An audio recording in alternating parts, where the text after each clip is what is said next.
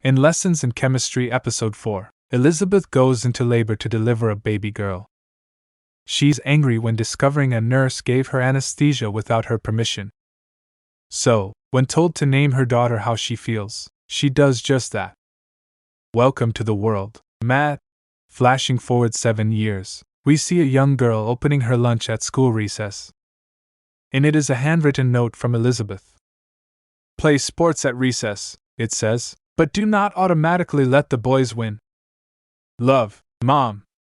Back in the present, Elizabeth struggles with her newborn. She can't get her to eat and thinks Matt must not like her. And this connection she's supposed to be feeling with her baby? She doesn't seem to have it. She confesses this to Harriet, who knows exactly what she's going through. She helps Elizabeth see that she's not alone in this, and that it's okay for her connection with Matt to take time. Elizabeth still has other problems, however, as she struggles to support herself and her daughter without income.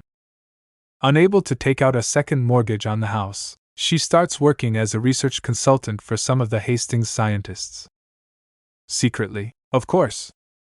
These important men can't have people thinking a woman did their work for them. It's through this job Elizabeth learns that Donati and Boriwaits have holed up in her and Calvin's old lab. Acting on her suspicions, she storms into the lab to find that they have stolen her and Calvin's research. Not only that, but they got the Remsen grant for it. She calls them out for the frauds they are, vowing to build on her research and surpass them. She'll publish her own research and get into any lab she wants. Elizabeth continues work on creating her own lab, and Harriet continues to be there for her. The new mother asks her friend a personal question. Does she regret having kids? Essentially, the answer is no, but Harriet reveals that she does have regrets. She was never able to finish law school, instead always putting her husband and kids first. She'd make some changes if she could go back, but she knows she's more resilient for having raised her kids alone. Resilient through her own challenges, Elizabeth pushes forward with the lab, even impersonating Fran to get some Hastings equipment delivered to her. She feels Calvin's presence with her along the way. You know that I loved you, right? She tries to reassure him. In Harriet's house, the kids have been counting down the days until their father Charlie returns from the Korean War. He surprises them by returning 2 days early. The reunion and welcome home party that follows are happy. At the party, Elizabeth meets the Reverend Curtis Wakely. It's a friendly greeting, but Elizabeth lets him know that she's not religious. After the party, Charlie tells Harriet that a position has opened up for him to be a chief resident in general surgery at Kaiser Sunset. This bothers Harriet. Not only has she just got her husband back and despairs of him being away for more long hours, but she also feels that she's put herself on hold for too long. She tells Charlie that she signed up to take the bar exam and has a junior associate position waiting for her if she passes. And she's been asked to chair the Adams-Washington Committee to help save their neighborhood from the freeway. Charlie hears her out and insists they can both do it all. He's not worried.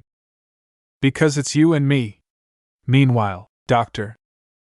Mason shows up on Elizabeth's doorstep to insist she join him in rowing. Once he leaves, Elizabeth experiences a moment of true connection with Mad when she makes her laugh by doing an impression of Calvin's dance moves. Flashing forward again, another little girl comforts the girl from the beginning of the episode. It turns out that neither of them are able to complete their family tree. But the girl who was eating Elizabeth's prepared lunch wasn't Mad. Apparently, Mad has been giving her lunch to the bullied girl.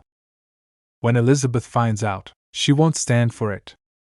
She confronts the other girl's dad, a TV producer named Walter, insisting that he provide suitable lunches for his daughter so that she stops eating Mad's. When Elizabeth leaves him a recipe and sample of her chicken pot pie, Walter seems a bit starstruck. Earlier in the episode, his boss insisted he hire someone younger to help revive their ratings.